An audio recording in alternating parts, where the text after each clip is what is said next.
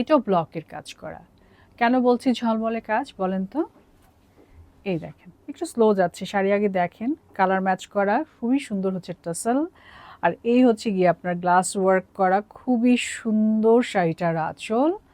Fabric material 100% cotton, এবং একদম মানে শাড়িটা দেখে মনে হচ্ছে যে যদি আসলে একটু নতুন বউ গোছের কেউ থাকে তাকে গিফট করতে পারেন, অথবা সে নিজে চাইলেও কিনতে পারে। এই হচ্ছে শাড়ির ভেতরে খাড়ি ওয়ার্ক করা, আর পুরোটা শাড়ি হচ্ছে একই রকম, এবং শাড়িটা হচ্ছে 14 হাত।